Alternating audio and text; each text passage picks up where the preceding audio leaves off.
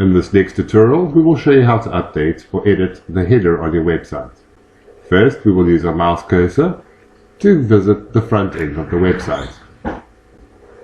Once the page is loaded, we will again use our mouse cursor to hover over Edit with Elementor, and in the drop-down, we will simply select the header.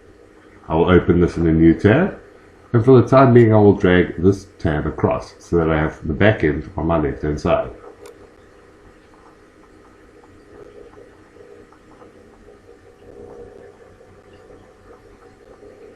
Now that the page is loaded, we will use our mouse cursor to navigate around the page. As you can see while navigating, blocks will be highlighted in either a blue or a dotted black border. We will start at the top, and we will start with the blue section. As you can see, I've highlighted the inner section, but I want to edit the other section.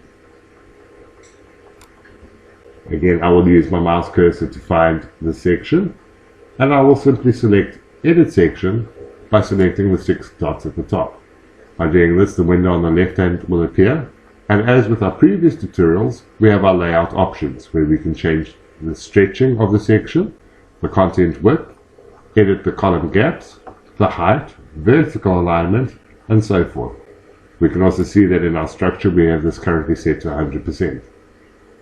Moving on to the styling section, we can choose to add a background to the section.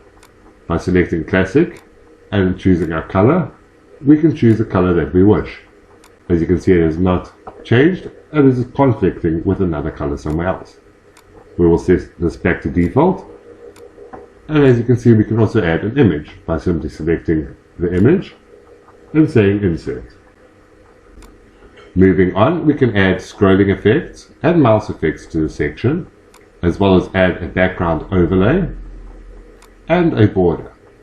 We also have the option to add a shape divider to either the top or the bottom of the section.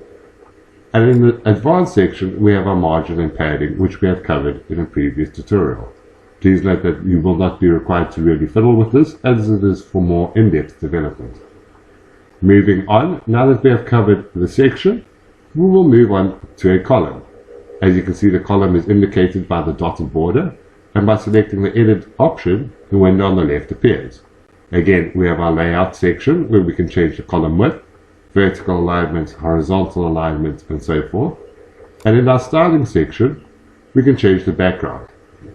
Please note that since we are working with a column, if we change the column color, it will only apply to a column. As you can see, again, we have another color that's conflicting with this, which we will find out soon.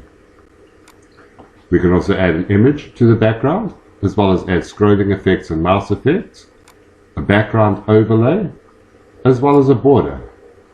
As you can see here, we will choose the width and color, and the border will appear. Moving on to the advanced section, again we have our margin and our padding. As you can see, we currently have our padding set to 0, as we are trying to minimize the space. If I was to increase this to 50, we can see that the padding has increased by quite a bit all round.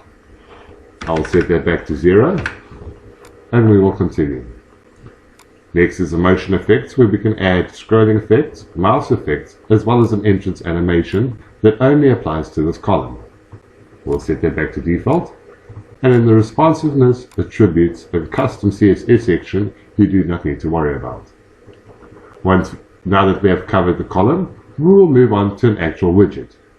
As you can see here, we currently have got 3 columns in this section. We have one column that holds an image, which we can select the Edit button, and again the bar on the left hand side appears, where we can change the image, the size, the alignment, we can add a caption, or we can add a link. In the styling section, we can change the width of the image, we can change the transparency of the image, and we can add a border.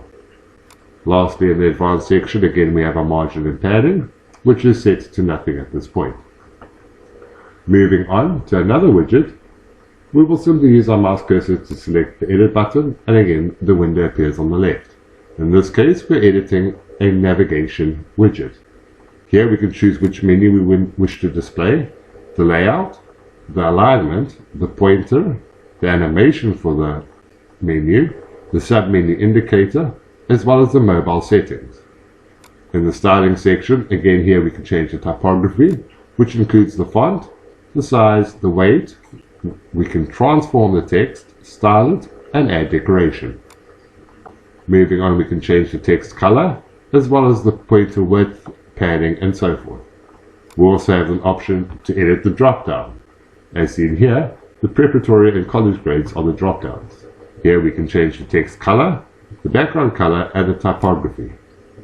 Please note that we can also change the hover effects, as seen here, and the active effects. Scrolling down, we can choose to add a border to the menu. We can change the padding, add a divider, and so forth. In the toggle button, this is what you will see when you go to mobile, and we can change the color of the button as well as the background and the hover effects. Lastly, in the advanced, again we have the margin and padding, which you do not need to worry about. That is how you would, my apologies. Once we have completed all the changes, we will simply select Update at the bottom left of the page.